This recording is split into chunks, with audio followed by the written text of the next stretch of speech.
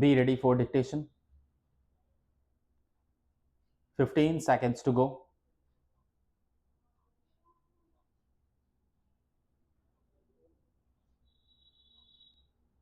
5 seconds to go.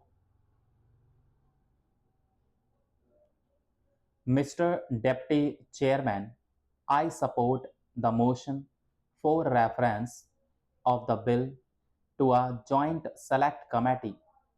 I heartily welcome the provisions of this measure meant to ameliorate the conditions of workers in the road transport industry.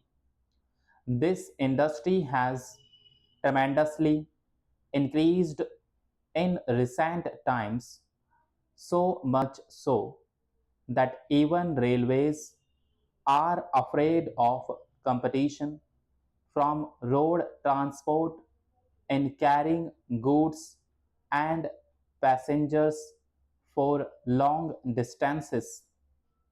We have made enactments for all the big industries. We have got separate legislation for plantations, for coal, and for others to protect the wages and to provide good working conditions to the workers employed in those industries. Because of the expanding nature of this industry, this bill was necessary and is most welcome.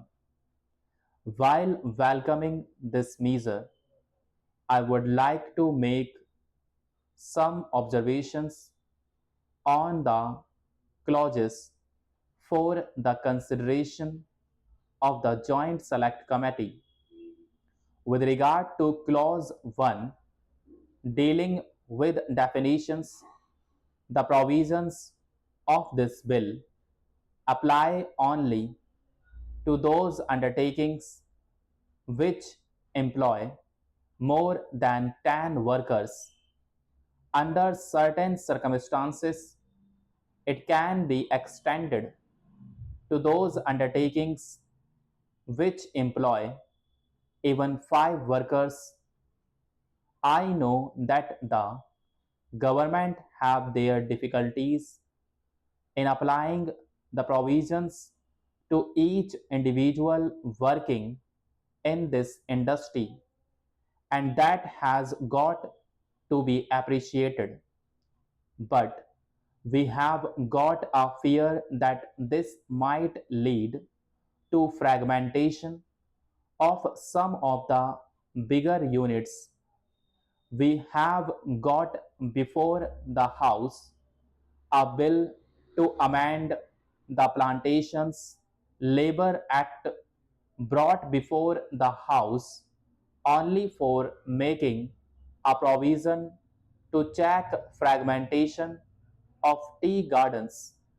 So that tendency is there, the tendency to break law even among the big ones. Therefore, I suspect that this provision is likely to be misused by some undertakings, and there might be a tendency for fragmentation. I am glad that my friend Mr. Verma has just suggested that an attempt should be made to make viable units. Of course, there are many transport cooperative societies working at present, and there is a tendency to operate these services on a cooperative basis. To avoid and misuse of the Act, my request to the Honorable Minister would be that this bill should be made applicable to everybody. This has got to be done, otherwise, there will be fragmentation and there will be a tendency to employ 5 or less than 5 workers. Thousands of trucks and buses are running in the country which are working individually. Sir, I am glad that with regard to the other provisions, this bill has followed the Factories Act. I am glad that all the good provisions of the Factories Act have been incorporated in this bill at the very outset. We have got the experience that the provisions of the Factories Act were applied even in the case of mines after a long time. We had to wait for a long time even for the application of overtime rules under the Factories Act. I am glad that provisions relating to wages, hours of work, overtime, etc. have been made applicable and that the workers in the road transport industry will have the advantage of all these facilities which have been allowed under the Factories Act from the start. I may, however, point out that in Chapter 5 dealing with hours and limitation of employment, provision has been made that workers could be relieved after rendering 10 hours duty.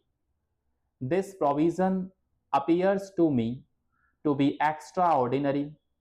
I know the difficulties of the road transport industry. The conditions of working are quite different from ordinary factories. They have to work all the 24 hours and it is very difficult to stipulate anything so far as hours of work are concerned. But still, I may submit that nowhere in no industry the working hours prescribed are more than 9 hours. So, this will have to be taken into consideration while considering the working hours of workers in the road transport industry. With regard to Chapter 7, Wages and Leave, I am glad that provision for overtime has been made in accordance with the Factories Act. I have to observe that though Clause 29 of this bill is a copy of Section 79 of the Factories Act, some of the explanations and provisions which have been made only to clarify the position and not to add to the facilities or advantages have been omitted. The provisions are about the system of estimates of wages, etc. Those provisions may also be included in the present bill.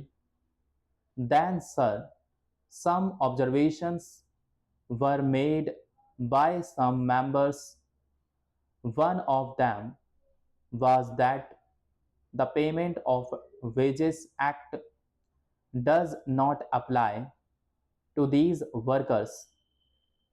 I submit that it does apply and clause 27 of this bill provides for it. There were some other observations also that some other facilities like health insurance and other things have not been provided. I hope that the State Insurance Act will be made applicable to the workers.